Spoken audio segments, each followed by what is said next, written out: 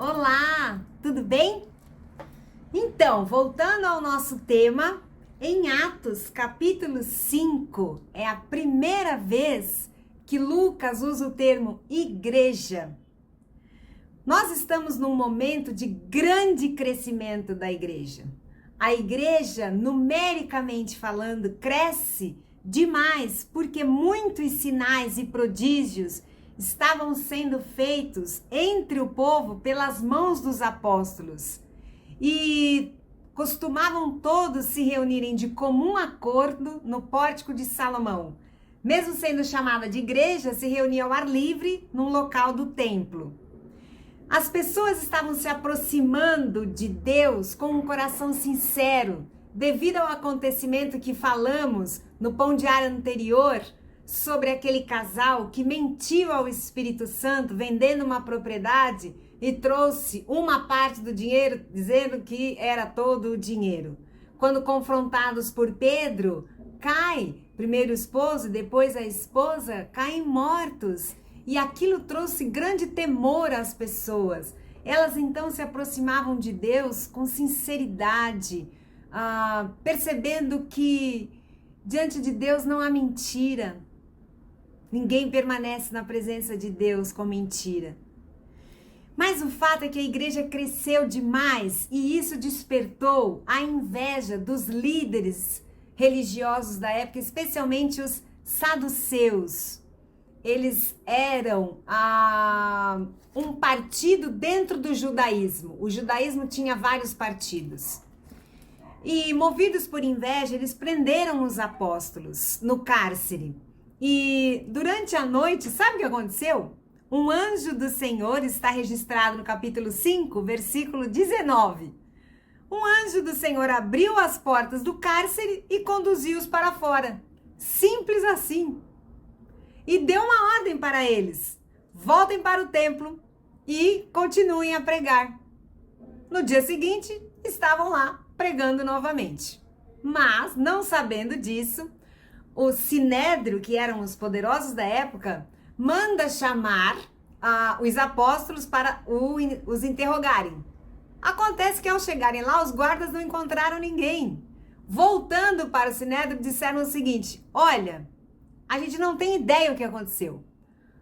As portas estão trancadas, os sentinelas estão à porta, mas lá dentro do cárcere não tem ninguém. E aí, averiguando, descobriram que os apóstolos estavam pregando no templo. Foram lá, buscaram os apóstolos e os interrogaram mais uma vez. Já não dissemos a vocês que é para vocês pararem de pregar acerca desse Jesus e colocar a conta da morte dele nas nossas costas? Sabe qual foi a resposta dos apóstolos através de Pedro? Vocês disseram isso, mas nós recebemos uma outra ordem do anjo do Senhor que devemos pregar. E é mais importante obedecer a vocês ou a Deus? Essa é uma pergunta que devemos fazer o tempo todo. Diante das oposições, diante das encruzilhadas, a quem vamos obedecer? Essa resposta enfureceu os líderes religiosos. E Pedro disse: olha, vocês mataram ao Senhor Jesus, mas ele ressuscitou. Somos testemunhas oculares disso.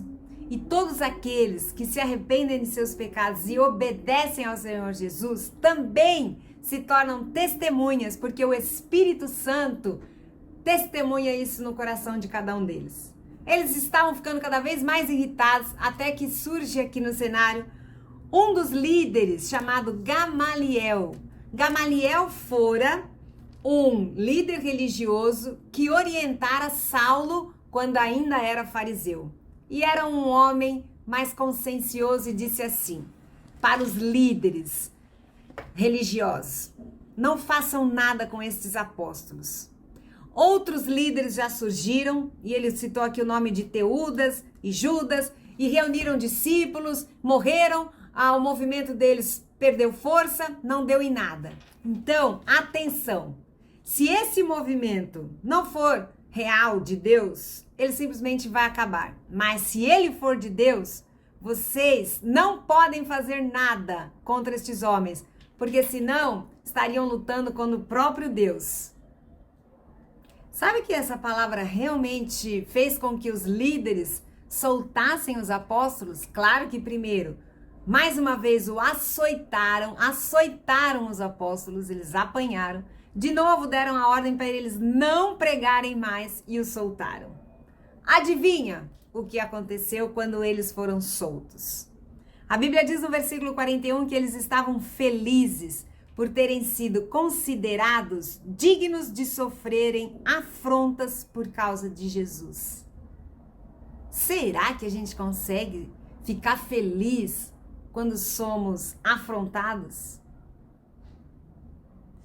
E mais do que isso, todos os dias eles estavam no templo e também de casa em casa, e eles não cessaram de ensinar e de pregar o nome do Senhor Jesus.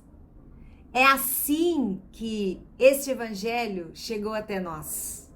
Então, temos que continuar esse legado, não é, igreja? Coragem!